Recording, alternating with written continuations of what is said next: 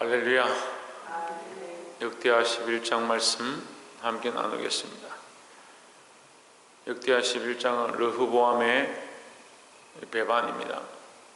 르호보암은 유다의 왕으로 하나님께서 세우셨는데 솔로몬 다음으로 그에게 왕위를 맡기셨습니다. 근데 우리가 이 11장을 단순히 보면 르호보암이 강성하고 부흥하고 있는 것처럼 보이지만 르호보암이 배반하고 떠남으로 말미암아 결국은 그가 망하게 되는 이제 전초를 삼고 있다. 그래서 우리가 말씀을 떠나는 것, 하나님을 배반하는 것이 얼마나 죄악의 길인지 기억해야 된다라는 거죠. 근데 우리가 믿음 안에 있다, 나도 하나님 좀 안다, 나도 말씀 좀 안다 이렇게 되고 나면 자꾸 이렇게 배반하는 습관들이 생깁니다. 불순종하는 겁니다. 내가 언제 배반했느냐, 내가 언제 듣지 않았느냐 이렇게 착각하는데, 한번 불순종하고 한번 말씀에서 벗어나기 시작하면 자꾸 인간적인 것으로 들리는 거예요. 하나님 말씀으로 받아야 됩니다. 여러분, 말씀을 말씀대로 받고 늘 하나님 앞에 서 있기를 주의 이름으로 축원합니다. 우리는 사람들 앞에 서서 사람이 원하고 사람이 기뻐하는 말대로 사는 게 아니고 하나님의 말씀대로, 하나님 원하시는 대로 살아가야 된다라는 겁니다. 많은 착각들을 하는 게 저 말을 하는 사람, 저 사람도 똑바로 안 하는데 내가 왜 그렇게 해야 되냐, 그 사람이 그렇게 하는 것과 상관없이 나는 하나님 앞에 서 있어야 된다. 11장 1절에 르호보암이 예루살렘에 이르러 유다와 베냐민 족속을 모으니 택한 용사가 18만이라. 왜 모았느냐? 이스라엘과 싸워 나라를 회복하여 르호보암에게 돌리려 하더니 했습니다. 나라가 쪼개졌죠. 남유다와 북이스라엘로 쪼개져서 남유다에는 유다와 베냐민 지파만 한 나라를 이루고, 이 쪼개져 가지고 나머지는 여로보암을 쫓는 겁니다. 여로보암을 쫓는 북이스라엘 이렇게 나라가 두 개로 쪼개져 버렸습니다. 나머지 10지파는 이 북이스라엘 여로보암을 쫓아가고 르호보암은 유다와 베냐민만 다스리게 되는, 결국 이것도 어제도 말씀드렸지만 솔로몬의 범죄함이다라는 거죠. 그럼 솔로몬이 계속 범죄만 했느냐? 그렇지 않습니다.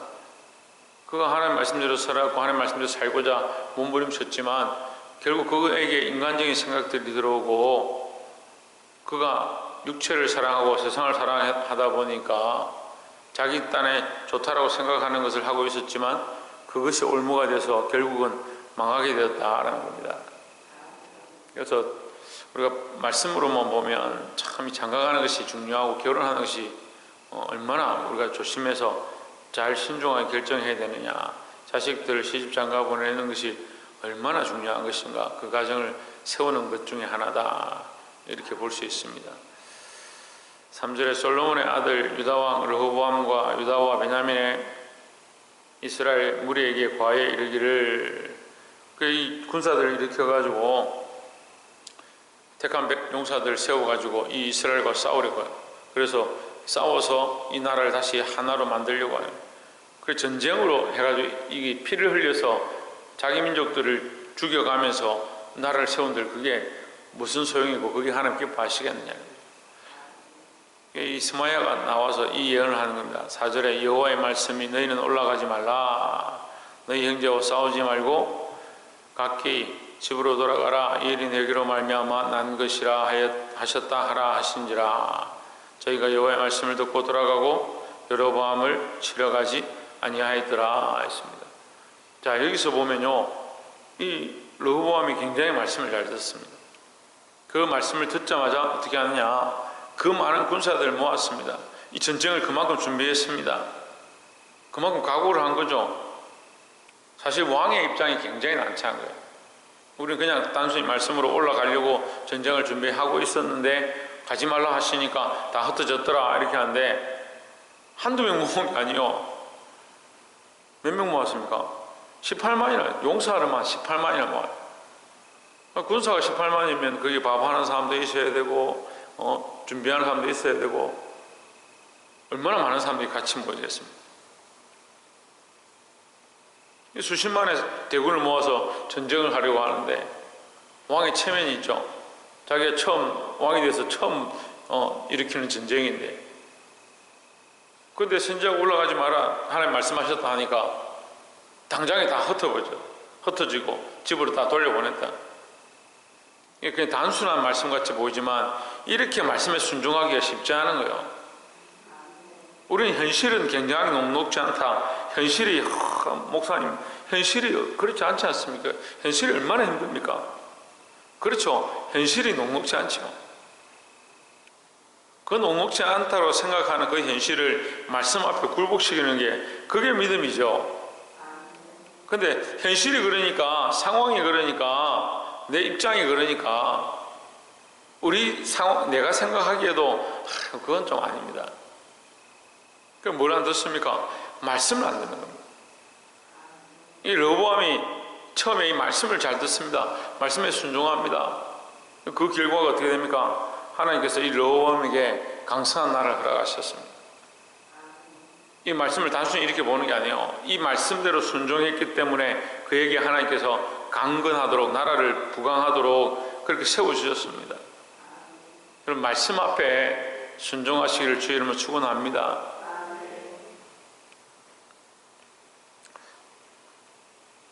11절에 보시면 르호보암이 이 모든 성읍을 더욱 견고케 하고 장관을 그 가운데 두고 양식과 기름과 포도주를 저축하고 12절에 각 성읍에 방패와 창을 두어 심히 강하게 하니라. 유다와 베냐민이 르호보암에게 속하였더라 했습니다.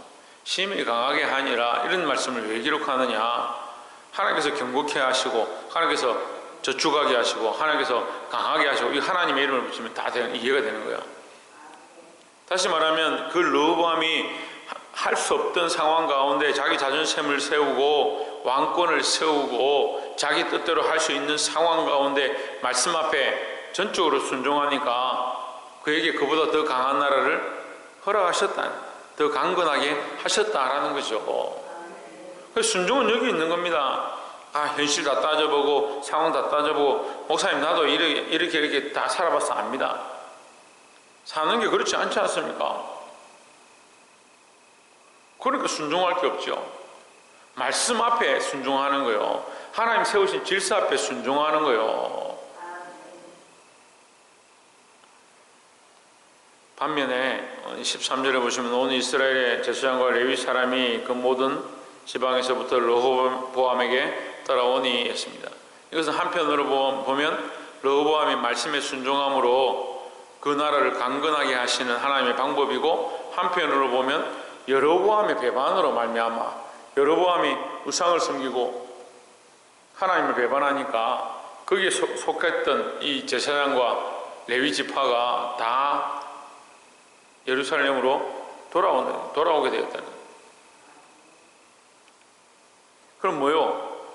여로보암은 점점 더 쇠한다. 왜 쇠하느냐? 백성들이 빠져나가서 쇠하는 게 아니고 그가 하나님 앞에 더 가까이 가고 하나님 말씀에 더 순종할 기회들이 점점 더 줄어들어요. 그 우상을 만들므로 말미암아 제단을 만들고 하나님 앞에 드리는 이 제사를 파하니까 점점 그런 것들은 줄어들고 하나님 앞에 나아가는 이 예배는 줄어들고, 그 레위 지파는 빠져나가서 예루살렘에 가버리고 유다로 가버리니까 하나님 처음 여로보암을 축복하셔서 네가 이 말씀을 지키면 내가 너에게 복과 은혜를 주고 너희 후대에 왕의 자리가 끊이지 않겠다, 이런 약속을 하셨는데, 이 여로보암이 북이스라엘을 맞고 나서 보니까 이 사람들이 절기만 되면 예루살렘에 가서 제사를 드리고 그렇게 하는 거예요. 그러니까 우상을 만들어 놓고 여기 하나님 계시다, 이것이 너희를 인도하여 있는 이스라엘 하나님이다, 그렇게 하고 제사장들에게 하나님 앞에 드리는 제사를 못하도록 이거 막아버려요. 그러니까 많은 사람들이 빠져나가는 거예요. 14절에 레위 사람이 그 향리와 산업을 떠나 유다와 예루살렘에 이르렀으니 이는 여로보암과 그 아들들이 죄를 피하여 여호와께 제사장의 직분을 행치 못하게 하고, 15절에 여로보암이 여러 산당과 수염소 우상과 자기가 만든 송아지 우상을 위하여 스스로 제사장들을 세움이라. 하나님 세우신 제사장과 레위 지파는 자꾸 하나님을 섬기는 일을 하지 못하게 하고, 결국 자기 권력을 위한 거죠. 자기 권력을 위해서, 이 북이스라엘을 위해서 자기 나라를 강건하게 하려고. 르호보암은 어떻게 했습니까? 자기 나라를 강건하게 하기 위해서 북이스라엘과 싸우려 했지만 하나님 하지 말라 하니까 하나님 나라의 일을 위하여, 그렇죠, 하나님 나라의 일을 위하여 자기의 일을 포기하는 것이고, 여로보암은 반대로 어떻게 합니까? 자기의 나라를 강건하게 하려고 하나님 나라의 일을 무너뜨리는 거예요. 그렇게 한다고 무너질 건 아니지만 하나님의 나라의 일을 폐하고 자기 나라의 일을 세우는 겁니다. 이게 패역한 자의 모습이다라는 거예요. 14절에 이스라엘 모든 지파 중에 마음을 오로지 하여 오직 하나님만 섬기는 이스라엘 하나님 여호와를 구하는 자들이 레위 사람을 따라 예루살렘에 이르러 그 열주의 하나님 여호와께 제사하고자 한지라. 그렇기 때문에 레위와 제사장들이 어디로? 예루살렘으로 돌아왔다는 거예요. 돌아왔다. 유다로 돌아왔다 이 말이죠. 17절에 그러므로 3년 동안 유다 나라를 도와 솔로몬의 아들 르호보암을 강성하게 하였으니. 강성했다. 그 제사장들 몇 명 돌아온다고 이 나라가 강성합니까? 하나님 앞에 예배드리고 제사하는 것들 하고자 하나님을 사모하고 돌아오기 때문에 하나님께서 그 나라를 더욱 강성하게 하셨다, 이렇게 이해를 해야 되는 거죠. 그러니까 반면에 그럼 뭐요? 여로보암의 나라는 하나님 앞에 예배하는 것들을 피하고 오히려 쫓아냈으니까, 그들이 더 많이 떠났으니까 그 나라는 더 쇠하게 되어 있다는 거죠. 마지막 세 번째로 18절에 보시면 르호보암이 다윗의 아들 여리못의 딸 마할랏으로 아내를 삼았으니 마할랏은 이새의 아들 엘리압의 딸 아비하일의 소생이라 했습니다. 이게 아비하일의 소생이다. 다윗의 딸이다. 이 무슨 말이냐면 이걸 복혼이랍니다. 복혼. 근친 상간하고는 조금 거리가 있지만 할아버지의 손자하고 결혼하고 결혼시키고 뭐 이렇게 하는 거예요. 집 안에서 친척끼리 이게 크로스 되는 거죠. 서로 이렇게 막 섞어서 사는 거죠. 이 르호보암이 좀 나라가 강성하고 살만하니까 어디를 돌아보냐? 자기 안을 돌아보는 거죠. 자기 안을 돌아보고 결국 어떤 정책을 세우냐? 내가 이 왕의 권위를 더 세워야겠다. 그래서 이방 여인을 데려왔던 솔로몬의 이 모습과 반대되게 자기의 친척, 자기의 혈족 가운데서 아내를 구하는 겁니다. 이게 하나님 앞에 또한 범죄인 거죠. 이방 여인들을 끌고 와서 자기 아내를 많이 삼았던 솔로몬의 모습도 죄의 모습인데, 자기 가족 안에서 복혼을 이루는 복혼이라 합니다. 이게 이중 삼중으로 결혼하는 거죠. 그것뿐만 아니에요. 또 누구하고 결혼합니까? 그가 아들들을 곧 여호수아와 스마리아의 사함을 낳았으며 20절에 그 후에 압살롬의 딸 마아가에게 장가들었더니, 이 압살롬은 다윗의 아들이죠. 다윗의 아들의 딸하고 결혼하고 다윗의 아들 압살롬의 딸하고 또 결혼하고, 이 자기 혈족에서 그러니까 다윗의 손녀들을 이 여자하고 결혼하고 저 손녀하고도 결혼하는 거예요.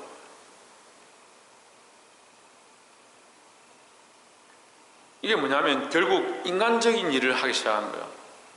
자기 생각에 이게 자기 나라를 강하게 하기 위하여 다윗의 혈통을 더 강건하게 하고 다윗의 혈통으로 자기가 왕위를 세우면 더 좋겠다, 이런 생각을 하는 거죠.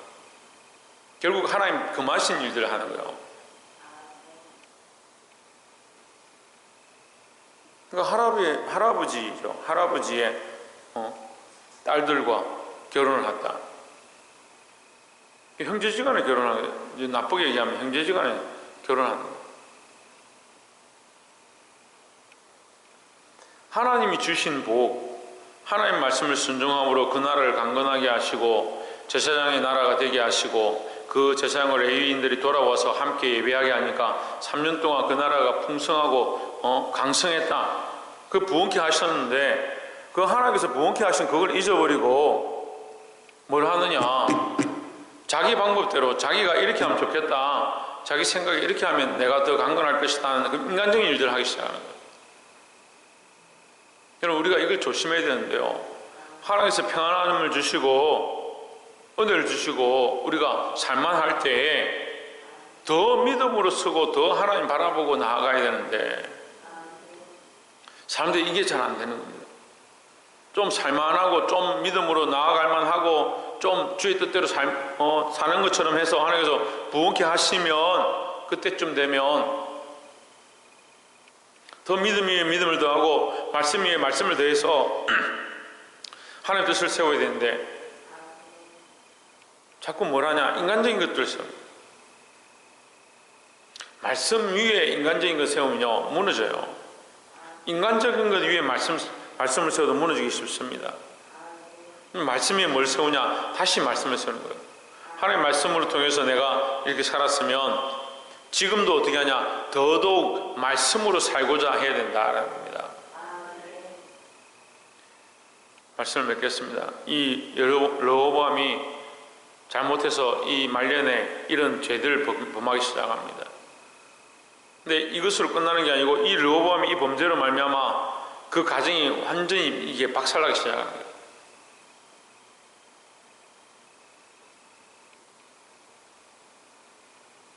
여러분, 우리가 많은 관점들을 가지고 많은 시각을 가지고 인생을 살아가고 각자 자기 나름대로 내가 똑똑하고 내가 많이 안다 그런 생각들을 합니다. 하지만 우리는 늘 하나님 앞에 서 있어야 합니다. 말씀이 우리에게 뭐라고 하는가, 하나님 뜻이 무엇인가, 처음 우리가 이 믿음을 잡은 것 그것을 놓지 아니하고 변질되지 아니하고 뒤로 물러가지 않도록 늘 깨어서 이 믿음을 지키시기를 주의 이름으로 축복합니다.